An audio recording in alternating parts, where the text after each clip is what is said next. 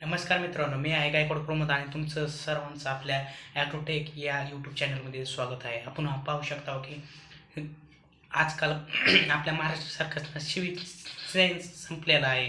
आपण पाहू शकता हो की अरे त्या वेश्या व्यवसाय करणाऱ्या स्त्रियांची सुद्धा इज्जत असते, पण आपल्या महाराष्ट्र शासनाची इज्जतसुद्धा राहिलेली नाही आहे. कारण आपण पाहू शकता हो की वेगवेगळ्या युत्या करत आहेत. हे ह्याच्यावर चढत आहे, ती त्याच्यावर चढत आहे. कोणतं सरकार सध्या चालू आहे ते कळेना. तीन तिकडं काम बिकडं असं झालेलं असते. एका मुख्यमंत्र्याच्या सीटासाठी जर तिघं जण लढत आता आणि एका मुख्यमंत्र्याच्या दोन उपमुख्यमंत्री आहेत. पाहू शकतो की एक बायको आणि दोन बायका आणि फजिती बायका असा कार्यक्रम झालेला आहे. आपण पाहू शकता की हे असं सरकार आताच आपण एम-पी-एस-सीचा विषय घेऊ. ह्या विद्यार्थ्यांना न्याय देण्यासाठी प्रयत्न करायचं सोडून ते निवडणुकीची तयारी करत आहेत आणि पोरांच्या नवीन पी-एस-आय आणि विविध एम-पी-एस-सीतील येणारे फॉर्म भरण्याच्या जाहिराती उशिरा सोडत आहे. त्यामुळे मोठ्या प्रमाणात विद्यार्थ्यांचे नुकसान होत आहे. हे सरकारला दिसत नाही. सरकारला दिसतं फक्त आपला प्रॉफिट.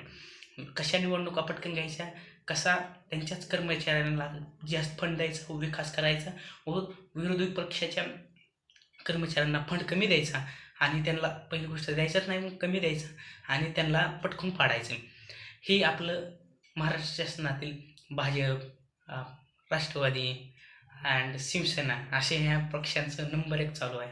आता आपल्या महाराष्ट्रात इतक्या दिवस जास्त बलात्कार, रेपच्या केस मोहरी येत नव्हत्या, पण आता लहान्या मुलींवर सुद्धा रेप होऊ लागलेले आहेत. ह्याच्यावर सरकार कोणतंच सडेतोड उत्तर घेत नाही आणि त्यांना फाशी घेत नाही, काय नाही, काय नाही.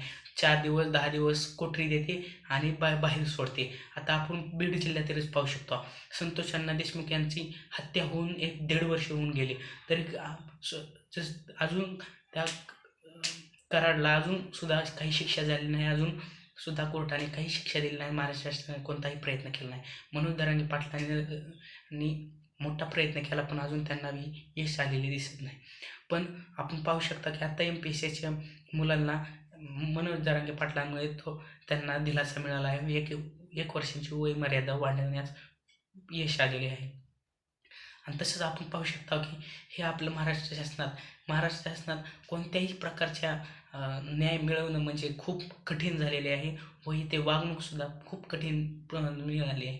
जे कार्यकर्ता इतक्या वर्षातून 10-10, 20-20 वर्षे झालं त्यांना काम करतात, त्यांना सीट न देतात, ते स्वतःच्याच नातेवाईकाला सीट देतात. जसं की त्यांच्याच नातेवाईकातली सीट देतात, दुसऱ्यांना सीट मिळत नाही. आपण ह्याच्यावरून पाहू शकता की ते फक्त स्वतःच कसं राजकारणात राहायचं व आपल्यासारखे शेतकरी किंवा साधारण कुटुंबातील लेकरांना मोहरी येऊ द्यायचं नाही, असा हा त्यांचा